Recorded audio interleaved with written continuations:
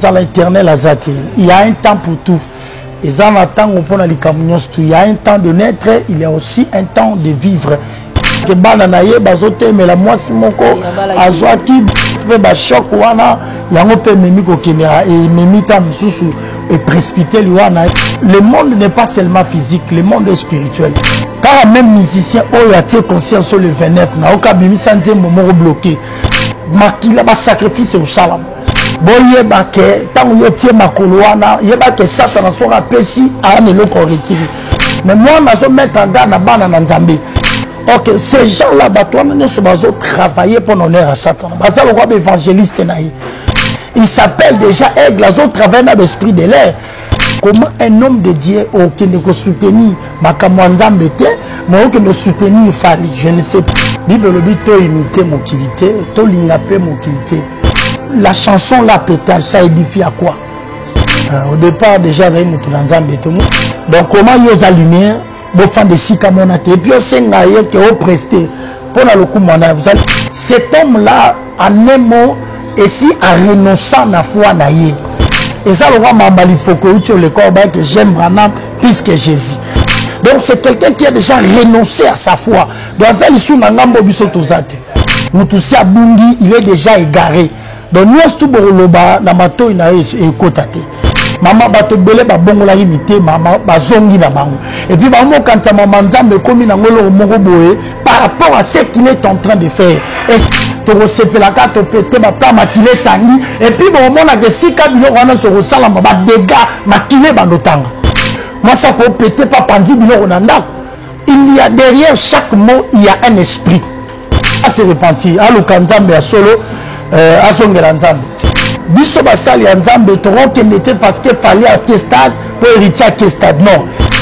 Ah oui et bonjour bonsoir ça dépend il y a R bonsoir biso na bi ke boze belé bonsoir la biso à travers la chaîne biso babi ba abonné fidèle na biso nyonso ya Nushka TV na Toyo Kana TV babi bo continue toujours ko s'abonner na émission na bino o bino boningaka mingi babi présenté par moi-même Diane Kambale Ballon d'Or babi bazo na bango nyonso batikela biso kaka Ballon d'Or ba abonné fidèle na biso nyonso o boningaka biso babi bo continue toujours ko s'abonner.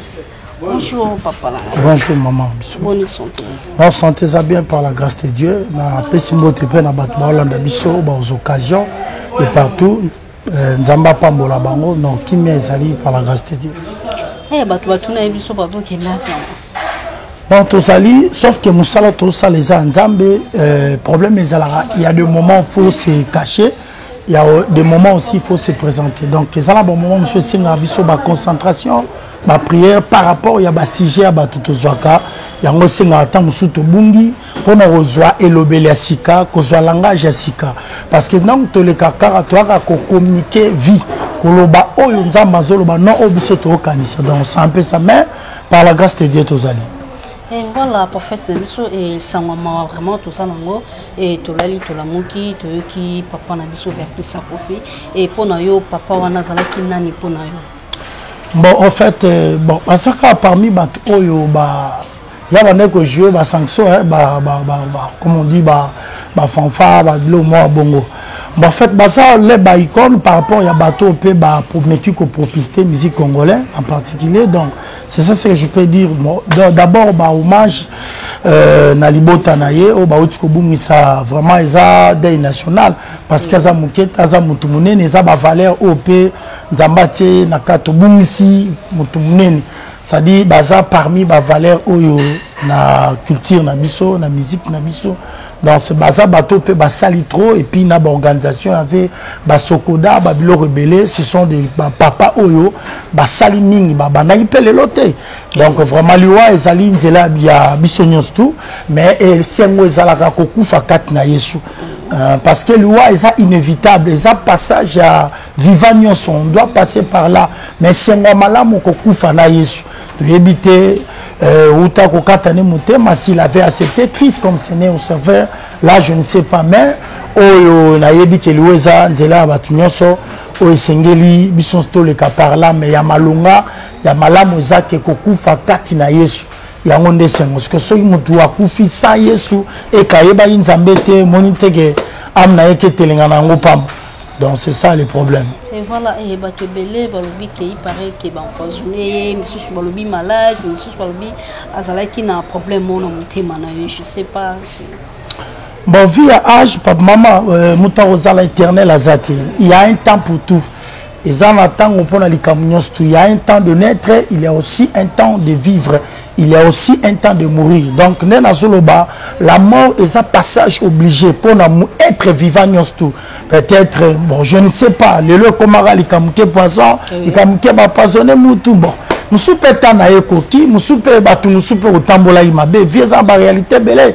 Mais on ne peut pas dire oh bisoto ebité mais on a évité zaliwa je ne sais pas mais spéculation tout bon tamoro to kaka qu'il était malade tamoro to kaka que banana ye bazote mais la moi simoko azwaki bilo mo bon baza mutu peut ba choc wana yango pe memi ko kenera et memi ta mususu et précipité liwana et là je ne sais pas peut-être rose appelle ligne à cause ya babilo ka bon mais en dehors de tout cela ils appellent via âge peut-être ta na epé koki. Voilà, babita na ipe koki et tukuki kaka côté les makaka wanate et papa nanga les 29 balobi tokota non un peu non momuke babi les 29 wa concert na stade des Martyrs. Il y a ndeko na biso artiste na biso ya munene fali papa. Bon en fait ça m'a bêté concert bon ça m'a bêté c'est pas bon. D'abord, toi, on a deux mondes différents. Nous, on est les Ngana Moutounanzambe. Si je passe ici, bon, en fait, on est des prophètes que Dieu a établis dans Mboka. Comme ça, l'analyse, les hommes et puis qu'on le bélambo. Et ça, ils ont intéressé, mais chose grave, les hommes, il faut comprendre le mot. Le monde n'est pas seulement physique, le monde est spirituel. Le monde a eu mérite, il y a disque d'or, et puis, il y a le monde, il y a ténèbres, comme la musique profane, et tambola na ba sacrifice na mambibele. Seul le bango Satan soit personne à gauche et il fasse à droite. Car même musicien oh a tient conscience sur le 29 na oka bimi sanze momo bloqué. Na linga la soto bi bloqué zani za okangate. Donc ba on nyoso ba obi na nzembo wana. Ba obi na bloqué. Maman, ce sont des gens qui travaillent pour la gloire de ce monde. Bazo travail na puissance au biso to travail na ngote. Bible lobi na Jean 10 balobi moyiba ya kapona ko détruire koyiba. Satan personne a personne na loboko yeba ke a bombi film. Bato nyoso ba bonga ma le 29 ba kende kuna je ne sais pas. Mais ba yeba ke il y aura aussi makila ba sacrifice au salam. Parce que ça monde oh ça conduit na mambebele. Et ça monde musical et ça monde oh tambola kana ba sacrifice. Et ça monde au tambola makila malgré bazokata koloba ngote mais ce sont des choses vraies au ce monde ba nzambe na ebité poza batu musora ba uta ba poto ba uta de partout goya boye baké tango yotie makolo wana yeba ke satana sora pesi ane loko retiri yensanga elo on esala ke batu nyoso ba yoga simuta longa na ndako na ebo ate 20 000 places d'abord 20 000 place wana ya stade des Martyrs autour sango est-ce que yo vraiment encourager vraiment bana ensemble ba kende wana to poto kende ka ni ba kende soutenir artiste na bango to ba kende te bon en fait tout ça bana mboka bon en fait c'est la fierté ndenge ba to lo c'est la fierté mais moi tant qu'un homme de Dieu na encourager bana nzambe te kuna to ke kunisa nani on appelle ça même la musique profane kuna to ke no adorer nani yeba ke diable nena solo batema maso a personne à gauche yeba ke na droite a bombelo mususu batu ba okende kuna oba otia makolo ba yeba ke ba olongolelo mo likolo la ba musu ba longola bango ba âge musu ba longola makambe belé au salam parce que ce bango ba pesi yeba ke stade wana munene mama ko tondi sango gabu et ça pamba te il y aura des esprits munayo kinde ko mo azolo babi ke non yema lo baki soki batu ba yete a ola musa même batu ba oya a ola musa banane ce sont les esprits biso to mona ka batu to ebité yango to so mettre en garde d'abord dans nzambe nyos to ebité ce qui doit se passer mais il y aura des sacrifices parce que Satan après ça na awa abomi o et zo pia ba mso abi ba okité ba uta de partout ce que nous disons et ça ko déstabiliser en côté mais moi na zo mettre en garde na bana na nzambe La musique mondaine est appuyée na force occulte, na force sorcellerie, il y aura des choses. Satan a bateau à retirer. Donc c'est ça. Mais non.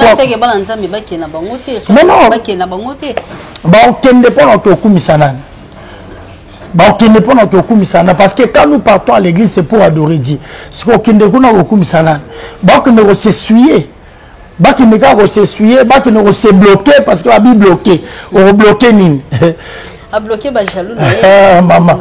Au moins toza na misu mais tozo monate. Toi na matoi mais toyo kate. Ba toi na nyos obi ke yana batamoko, wapia moi elo moi muke. Eza na danseuse moko américain, azali na zemi. Mais zemango okanga sa ba sniper sa ba photo karaboy. Libumu polele batala zemi na. Oh, bato belé pe balana qui système. Obi basi boni bakufi na tanga bakushima. Ok, ces gens-là, bato amené sur bazo travailler pour honneur à Satan. Basa le roi évangéliste naïe. Oso oh ba côté là ba plus oso côté ba en plus oso mata. On remarqué le lot arrogance même mission na za on le lot. Il y a marqué parce qu'il s'est place à Télémi.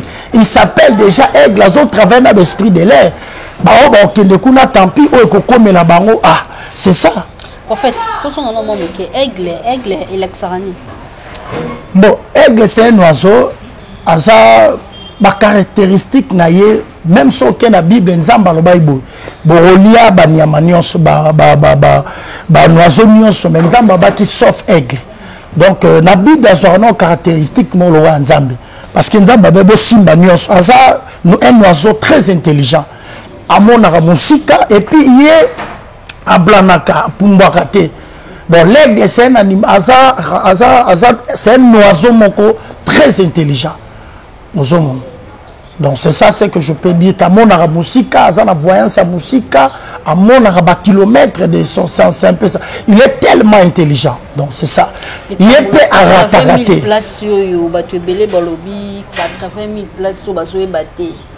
Est-ce qu'il fallait pour pas qu'on est-ce que musicien les biso ya munene est-ce que retourne sont parce que tout le monde aussi que batum sous bobi que non héritier watana BP asoya appelé les 25 pas au l'état. Bon en fait les retourne ni sato retourne ni saté bangonde baebi mais le problème est que bazo travailler na puissance au bangomo baebi au bangomo baebi ce qui mutu a choisi abeta kuna sadi aebi capacité na aussi spirituelle aebi niveau ni nazana ngo parce que za stade munene za place belé so moni muta se porter garant le roi pe héritier et banana na wenge ali wenge 4 tout terrain 4x4 tant babeti alors et comme le roi défi alors so ba OK ba mi yebi peut-être va se préparer en conséquence. Donc c'est ça ce que moi je pourrais dire. Mais il y aura toujours, même wenge si apostaka ti aprestaka wana, il y a aussi des sacrifices, il y a des cérémonies. Ouais, salama. Ndeko na bino pe président na bino pe et président en fait nani ndeko na bino mususu parce que pétage il pas le but que a ozalana maman mais faut boye bara toujours ça la ponation moni un homme de Dieu c'est lui qui est appelé de Dieu parce que Bible le dit faut différence ces ala ba o ba sel nzambe na o ba sel nzambe te so y différence ezate ba coloration zo banate ke o ya za nzambe to comment ozalo wa baranini Bible le dit ozani chose ani foi côté mokili ozali côté nzambe ozali bon je ne sais pas de quel contexte il y a au Kindekuna mais un homme de Dieu c'est lui qui a l'appel authentique o azani loko nzambe kuna d'abord ça ko s'essuyer Bible zo ba Daniel aboya qui même kolia na mesa roi comment un homme de Dieu au Kindeko soutenir makamwa nzambe te mais au Kindeko soutenir fali je ne sais pas. Mon toit n'a pas travaillé pour Batouba qui est là, la toit travaillé pour Batouba qui est seul. Maintenant, un homme de Dieu, soi-disant mon toit ensemble, je ne sais pas. Mais éviter, je ne pense pas. Ce qui vraiment s'en a quatre. Prophète, est-ce que les appels bien payants, basal ensemble pe msusu pe bakoti pe studio ba beti pe banzemo msusu ne pe to ka pe ba from msusu ya ba musicien msusu ya libanda neti ndeko na bino na pasteur pétage ninga beta IPT pe au pétage voilà. Est-ce que est vraiment bien pe digne que non musala nzambe pe abimisa ba jara banzemba bongo maman on chante pour la gloire de Dieu. Bible le dit to imiter mokilité to lingape mokilité Soromoni batu ya mokili ba comment servir église ya Nzambe. Lokola comment lokola témoignage, lokola exemple. Non. Oh frère Patrice Aembara lobi to église to kutia on a mokili. Donc tout qui mokili to kutia en église. Donc c'est ça aussi le problème. Comment on baye maka pona loku mwanzam biso na kanto ça. On chante pour la gloire de Dieu. Siko bimisi et là au mot bapaye ba yo kabana nzambe ba yo monte que ça sens. Donc ça là ça montre balobaka on reconnaît l'arbre par ses fruits. L'homme monsieur ça toko le bébé te mais makambo muto sala parce que oyo muto sala ka et ganga plus que o muto lobaka. Vous comprenez? Parce que la chanson la pétage ça édifie à quoi? Partout quand on pétage ça dit c'est comme quelqu'un. Donc nous sommes au mona ozoleka l'homme soit l'autre lobate comme on a déjà que soit disant un homme de Dieu seulement dit déjà yo mo en Nzambe ba païen ba comment s'epela na yo beaucoup à l'ensemble donc ça dit yona bango beaucoup mais le moko des gens sont différents c'est ça on a azosenga ke fali pour papa tsaye na kati on a pas beta au départ déjà azai mutu na Nzambe te au départ déjà azai mutu na Nzambe te moni mutu na Nzambe o azana Saint-Esprit kat na ye okoko ma place wana te ceux qui sentent de sois à 4 na yo il va te rappeler des choses toi bah ton peut tomber to koko en erreur mais tina niveau wana yona yek bibelobi il y a plus de relation entre la lumière et les ténèbres comment est-ce que yo mona déjà ténèbres na lumière fan de sikamo et à la raté donc comment yo za lumière bo fan de sikamo na te et puis au senga yek au prester vous allez chanter pour la gloire de qui? Alors, Yangon Balobi, non seulement ce qu'il lui dit, mais regardez aussi ce qu'il est en train de faire. Donc, et à ce niveau, soi-disant, un homme de Dieu, au salelo, non, maman. Cet homme-là, en un mot, et si a renoncé à la foi, et ça, le roi Mambali Foko, le corps que j'aime Branham plus que Jésus. Donc, c'est quelqu'un qui a déjà renoncé à sa foi. C'est ça le problème. Est-ce que vous vous rappelez tomber au thé et PLM suspect et au bing et peu de films au bouquet? Non, non, non, Moussa Lanzambe Bouété, Mambo Salabouété. Est-ce que vous vous rappelez tomber? Non, il y a ce qu'on appelle l'égarement. Donc, Moutousia Bungi déjà. Obi Bezoloba apostasie. Moutousia Bungi, il est déjà égaré. Donc, nous, tout ce que vous pouvez dire, ce n'est pas aujourd'hui. Il y a déjà qui est au départ. Est-ce qu'au départ, Zalaki Bongo? Parce que Bible Zoloba, mieux vaut la fin d'une chose que son commencement. Et là, les Keza, ils ont bandérité, ils ont souka à Moutou. À souk si vina et comment? Est-ce qu'à se servir un exemple? À servir ce exemple. Un homme de Dieu est là pour édifier. Quand tu parles comme ça, c'est pour édifier. Paul a dit à Timothée, soyez mes imitateurs. Abi comme moi. Est-ce que l'homme là que vous dites là, soit disant un homme de Dieu, dans à quoi imiter? Parce que prophète non, moi je n'en disconviens pas dans l'obité parce que par rapport à des faits autre monde sur les terres. On reconnaît l'arbre par ses fruits. Au monde. Parce que la Bible le dit, Nzamba sala que l'onion sonatina. Même la Bible on a vu le prophète Moussouba Tambola Bolumbu et zalaki message qui par rapport à l'anidité. Alors si tu fais qu'on n'est pas païen, qu'on cohabite na bango faut zala na bit moro songolo. Alors ceux qui bitent qu'est-ce que tu fais là-bas? Parce que lumière na ténèbres yo kana raté. On comprend. Koloba keba benga yeto ba non qui connaît to ebiseni. Mama obi muto kuta ebi loba nzambe te soka koi bogoyo. Muto yebi déjà connaissance. Muto yebi déjà connaissance, ana connaissance ya parole. Alors zakana ba biloko ba nous contredire bino. Mais bino mo boye ba ke muto azasu na bisote.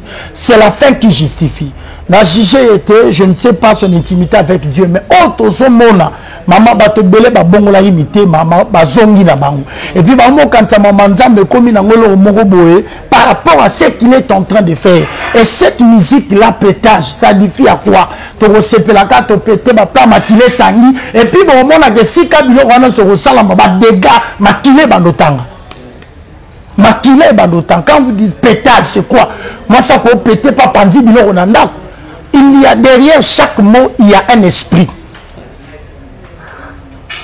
Derrière chaque mot, il y a un esprit. Et ça l'esprit où ça derrière pétage, mon ta pété, mon ta salibo. Non, faut tout à l'heure. Tous en attendent à souka. Et ça n'a pas bilo mususu toroki, toyo ko embrasser mon cabote. Nous devons avoir le discernement. Mon kiné qui ne voit un homme de Dieu peut dire de la sorte. Et puis bimis na studio, na revoir comme mutubo na rebelle la boue. Donc il faut comprendre qui il est. Ce qui en tout cas se repentir. À l'Okanzambe à solo.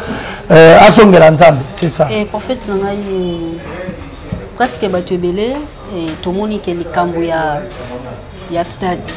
Est-ce que peut bien la bien peut prophète peut beaucoup qui peut ni ko sangana pe ko sala mwelo ko muro parce que liboso to ndo mona ngo em susu ke na ba fin de l'année em susu to ndo mona on ba fin de l'année mona ke non prophète oyo organiser moi séminaire mais to mona ngo susu mais ce que maman na triant li kama stade ngo comme le lot tout le monde li kama stade non stade de Mati qui a commencé ça ce n'est pas aujourd'hui.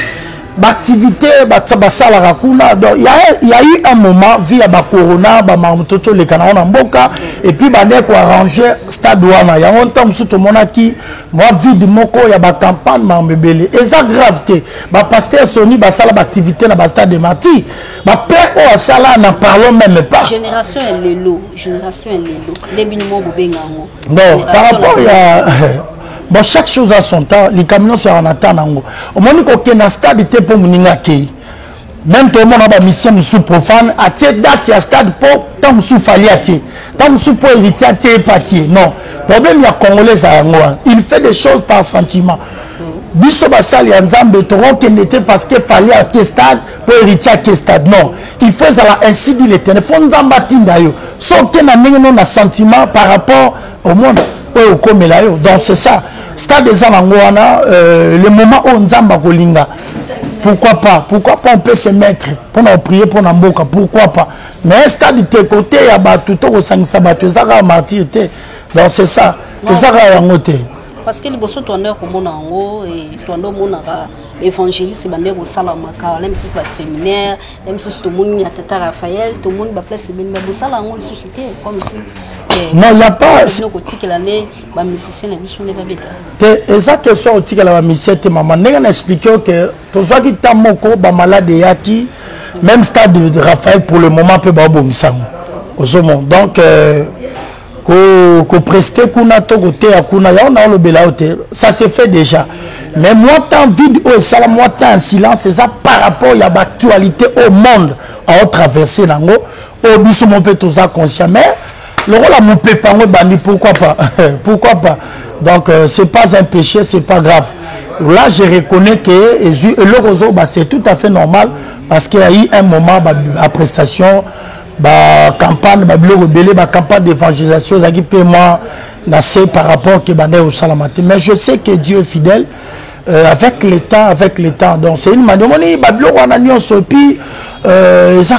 église à Congo on est tellement combattu il y a des divisions il y a des querelles il y a beaucoup de choses il y a une division un royaume qui est divisé dans Bazate toujours traversé Tamoko, il y a des divisions, il y a des criques, c'est ça le Congolais en particulier. C'est ça qui détruit aussi la nation que nous sommes. Mais toujours c'est une unité, que ce soit la musique, la politique, pour oui, voilà, et parce que en fait, tout comme nous sommes presque déjà couchés et tout ça, tout ça, tu es bas, tout nous sommes bien quand maman qui en a où ils sont bons. Parce que ma pasteur est belé, comme nous avons que non, ça là pour elle, sous que babengi tout nous sous.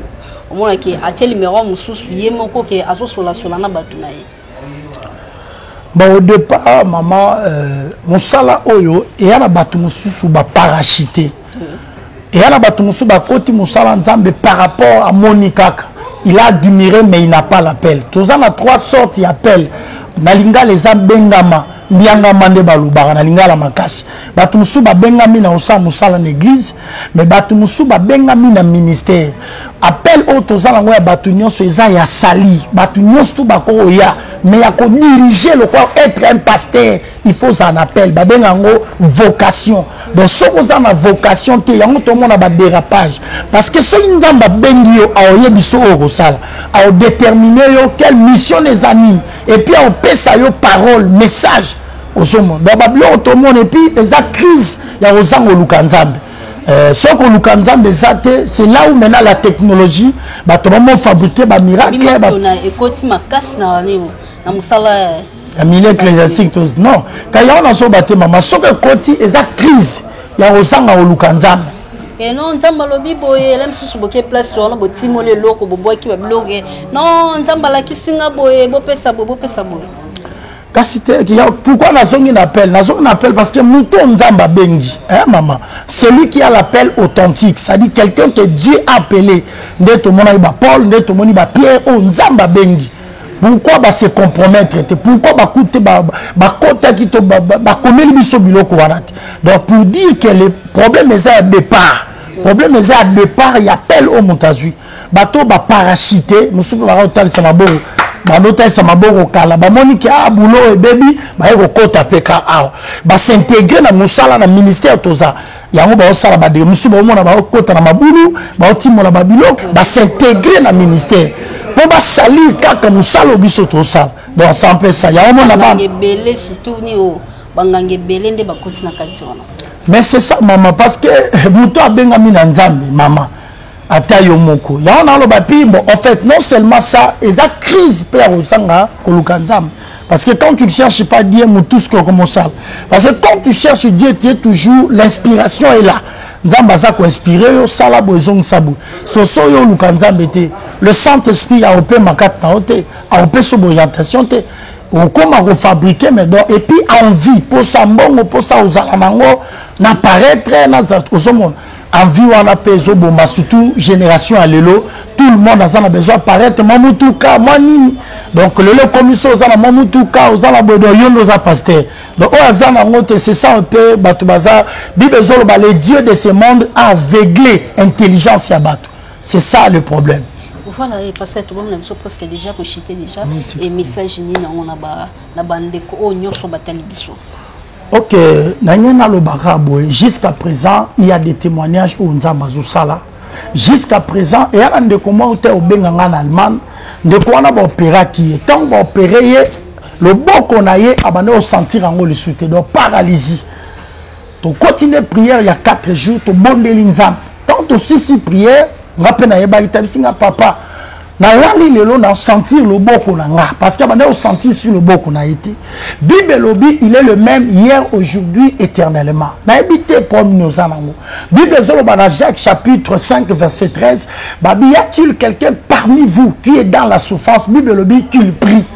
Yana batumsu ba olanda nga vine komaka ba déception azimo balo décision ba déception na ba déception lorsque vous voyez des choses ezako se répéter na vie et yana batubele ba olanda bandara makambu bien makoma na sukati et après la batumuso azo sala menio sala te afuta ne ka banyongo sadi yazo mona zo bunda ao sala nyonso mais oyo ozo na maboko ba par exemple $1000 to $500 mais azo sentir en côté maman soko zo mona ba signe wana na vie na yo cela veut dire ozo futa banyongo moko sans le savoir faut lukanzambe faut luka délivrance na ça batu délivrance c'est ça ko ya pour la mukate mais délivrance c'est ali prise de conscience au mutakozo par rapport à vie na Salomon sur le baboy babi au jour du malheur réfléchir mais au jour du bonheur soit yom to landanga so za bonheur c'est là mais so za na malheur tala biso na bakongo to lobaka konso muntu kakinwa nina muntu na muntu ami bundela pona vina ye obi ke so telemité likambu baboko la ngote pasi baboko la ngote ndeko ma bengi ngai na abenga na Nouvelle-Zélande ngana okama abi papa na sali na hémorroïde oyo 18 ans soko ake ba installation makilande bimaka mais to sali na ye prière il y a 3 jours ya pamba asingenga ngana ebe kutu kango ta bengela pona makamususu mabi papa kande to sambeli tala pona zaki na ngobu pendant que tu prions nos 3 jours oh na tikali su komone loko ana tilelo Dieu l'a guéri Yo mtola nango ça na problème. Maman to benga nga donnema i papa, mobala bimanga kabo na ndako. Na yebi si ezwa fota mobala, zui fota mobala, to bondela na to bondele ka même jour. Lobi nango kuna mobala bengi pa zongi na ndako. C'est possible yo mtola ngai. Bible lobi tout ce que mon père n'a pas semé sera déraciné. Place aux awana zomi tout na question nzotango koma nini. Le lo maladie un moment quoi bien un moment quoi maladie et puis réalité ça le lot. Obi Satan, Bible zolo bana 3 Jean verset 1, Bible lobi je souhaite que tu prospères à tous égards et que tu sois en bonne santé. Obi que Satan a kosima musala note masindika santé na yo. A kosima mbongo note masimbi santé. Pour dire que na simbi santé na yo et toucher mbongo et toucher musala na. Ya mo bénédiction solo ya makasi. Ya liboso ya via muteza santé. Eza na bato belé ba soma bilamba balata te à cause de la santé et na bato belé ba rata ba rendez-vous à cause de la santé et après na bato belé ba rata makambe belé à cause de la santé. Voilà que les rendez-vous mbongo tete mais pas yo kanzo tout bien. Il y a un adage qui dit que la santé n'a pas de prix. Maman ngana lobaka na fosa batute benganga numéro nanga est affiché au bas de vos écrans plus 243 89 66 91 613. Dans le but plus 243 89 66 91 613. Chaque homme de Dieu a sa particularité au Nzamba Pessi. Je ne force pas bien en athée. Si tu es convaincu, ma camille sur les canaux. Jusqu'à présent, il y a la solution. Bato ba benga ba otata lanzam. Ndeko mo benga bi papa na bana makamba formation en allemand pekak. Makamba formation o akenda ka baboya. Baboya kazo formation 2 ans mobimba. To sambeli na ye une semaine à l'andele ba prière. Na bi saison à lisuku na zongi oh. Même mesanga zo kama bi oh kaka yo abina za allemand bi oh 2 ans ngo na boya ka. Donc ba kola ta pe masque moko na vie na yo. Borobanda bien mais tala suka tala finalité vina yo obanda makambu bien moko na suka te ola la pongi lo kwa batinyo su tala monde ya molili et ça na souffra na pour ma distance te au cause à la place aux ans au cause à place aux au cause en États-Unis au cause à la WAP monde ya ténèbres souffra na pour ma distance te ba ko atteindre ce cause donc c'est un peu ça le prophète est là to sali wana et ça la condition mon côté téléphone à prophète et kangamaraté appelle-moi quand tu veux et Dieu est là donc benganga bato ba benga ba pambola nzambe ndeko ma to benga en États-Unis denema moi na zaki mayele mama moi na zotanga classe moi na mutu et baby karabo balongoli moi na classe aki batie na classe ya bakizengi voilà ce que le diable peut détruire et na bato bele ba na bakabongo o baza isolé abengi pe basala nzambe belé avec baté na benga sunan. Je vous dis, chaque homme de Dieu a sa particularité. Le prophète Michel est devant toi. Si vous êtes convaincu par le Saint-Esprit, appelle-moi. Vraiment, Nzambe apambola biso. Na batunyo so balandi biso grâce à Nzambe zaliko na bino na kombo na Yesu. Voilà, et merci beaucoup. Comme la biso presque na souk émission la biso. Et merci na batu nyonso oyo batali biso. Merci na babonné fidèle na biso nyonso. Merci na Florence, l'américaine des prix États-Unis. Et merci na Emily qui sala bobi mami des prix Paris. Et merci na fondation Alidor Massamba et babi fondation Alidor Massamba. Merci na babonné fidèle na biso nyonso. Vous continuez toujours pour s'abonner na émission na biso. Merci na Patrick Libanais, babi Patrick Libanais. Et merci Nabatu tout balanda kabiso pour continuer toujours pour s'abonner à la chaîne Abiso. Bye bye.